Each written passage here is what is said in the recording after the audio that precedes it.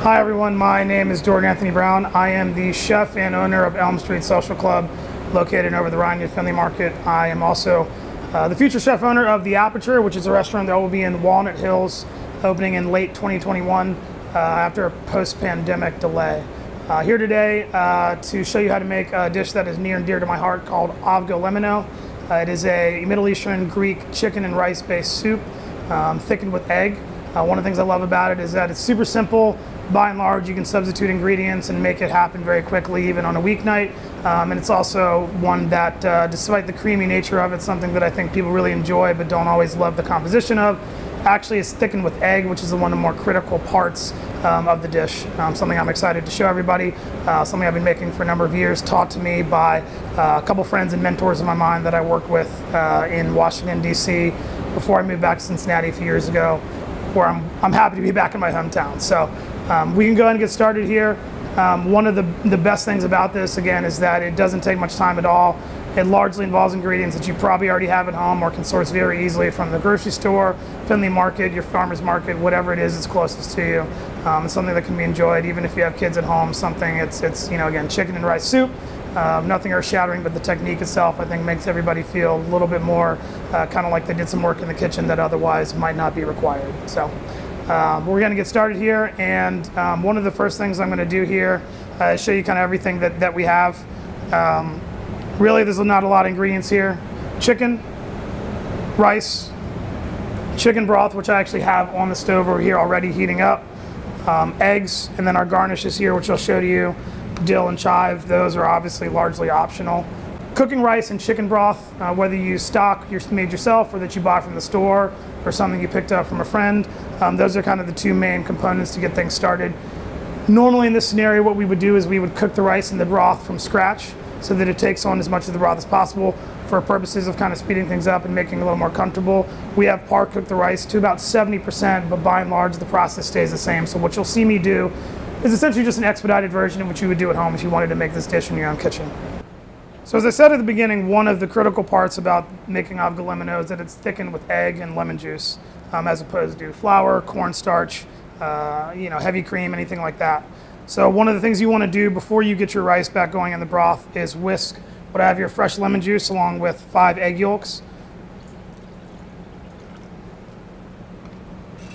And what you really want to do here is just whisk this gently at first, just so it doesn't splash out of the bowl. And then as you keep going, it'll start to lighten up in color, and you can see it kind of turn a lighter color. And really you're just combining it. It'll become a little bit frothy. And that's really all you need to do. Everything's combined. You have your lemon juice and eggs. And you can set that aside. And what we're going to do next, now that this is ready to go, is put our rice into the broth. So I have the rice here. This is actually Carolina Gold rice, sourced from South Carolina. By and large, you can use just about any type of rice you want as long as it's long grain. Jasmine, just plain white rice, it'll behave in the exact same way. This is in the broth, and you want to get this up to kind of just below full boil. And as I said at the beginning, this is cooked to about 70%, just to speed things up for our purposes here, and it'll finish cooking in the broth. So now we're going to move to, again, one of the more critical parts of the process. We have our egg mixture with the lemon, which you saw earlier. We have the rice that's in the broth. The broth and the rice are hot, cooked all the way through. The lemon juice and the egg are all mixed together. What we're going to do next is what we call tempering. And what you basically want to do is, if you think about an egg in the way that eggs heat up, if you add in hot broth immediately, you're just going to have a scrambled egg. In most cases, not a bad thing. In this scenario, you want to create a more homogenized mixture that's a more even temperature, so that when you add it back into the broth, you're not going to just end up with kind of a bunch of egg pieces in there. Again, scrambled egg, not a bad thing. In this scenario, not so much what you want. So what you're going to see me do here, I'm going to come to our hot broth, which I have here. You can see my mixing bowl, which I have on a wet towel just so it doesn't move around too much.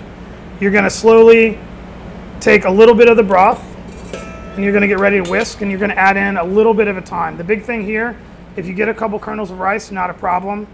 It's all going back to the same place. So what I'm doing is I'm tempering in the broth slowly.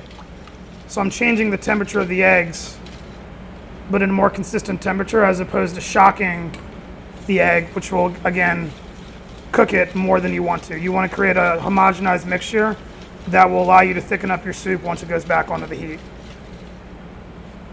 As for how much to add, what you want to do is periodically add some in, and then I'll show you what you can do to kind of see. You don't want to just kind of jam your finger in there. That's a little bit unsanitary, but you can kind of start to feel the sides of the bowl if you kind of go around the edge there. And you'll see that it's starting to warm up a little bit, and you can see that I don't have any pieces of egg as far as I can see. And you kind of just want to keep doing this until it's reached somewhere in the neighborhood of room temperature. And again, once this is added back to thicken up the soup, it'll just allow you to do that without creating kind of a scrambled egg chicken soup. So now here we are. We have our tempered egg mixture. So this is egg, lemon juice, and broth poured in. You can see the color is largely different than you would see from just normal eggs. It's kind of a pale, opaque, yellow-white. It's a little frothy there. And here we have our rice and our broth. So we're going to bring this up, kind of a rolling simmer. And kind of similar to what we did before, we're going to not necessarily temper this in, but you just don't want to dump it in all at the same time. So I'm going to slowly stream in our mixture as I'm whisking. And you're going to see the color change pretty dramatically.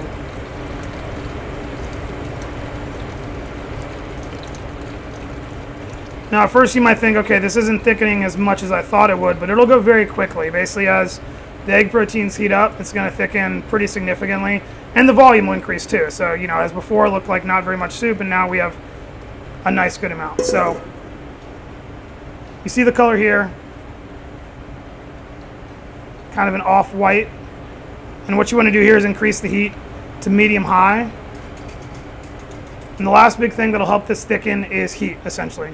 You basically want to have it at a rolling simmer, and as it, you know, the moisture comes out of everything that's in there, it'll start to thicken up and reduce a little bit. So you can give this about 2 or 3 more minutes. So last finishing piece here for the actual cooking part is chicken. So this is just boneless, skinless chicken thigh that was cooked in chicken broth. However you get there is really up to you, whether it's a rotisserie chicken from the store, turkey works, if you have just kind of some boneless breasts in your freezer. As long as it's part cooked, just because that's, you know, the finishing piece, it's really going to be in there to reheat for a minute or so. But again, however you get there with the chicken or turkey, or if you want to get fancy and use duck, that works too.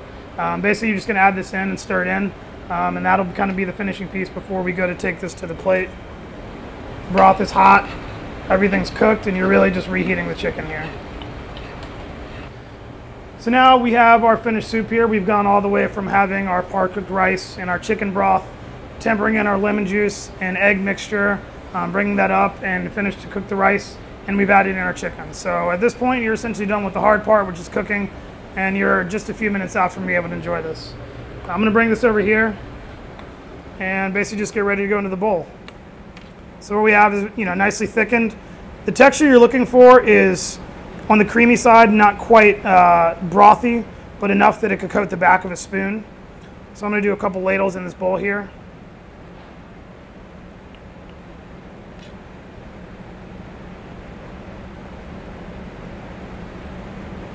Give it a fancy little shake to make everything work. And you can see the texture here. Again, as this cools a little bit, it'll start to thicken up even more, but this is really the texture, and almost more importantly, the color you're looking for. It's kind of an off-white with that yellow in there from the lemon juice. As far as finishing this up, you can kind of do whatever you want. The simplest version here to me is just doing some chives and dill. Dill to me is arguably the most important part. You think lemon juice and dill goes together in almost all scenarios. And with the dill, you can really go pretty heavy-handed too. And then cracked pepper, never hurt anybody. And so we have our finished dish here, avgolemino. Again, Greek chicken and rice soup, one that's near and dear to my heart. I really hope you take the time to make it for you and someone you care about. Feel free to add in different variations. Kale, greens go a long way, but by and large, make it your own, enjoy it. And again, as long as you stick to those tenets of tempering in that egg, then you have a success. Thank you again, enjoy, and thanks for watching.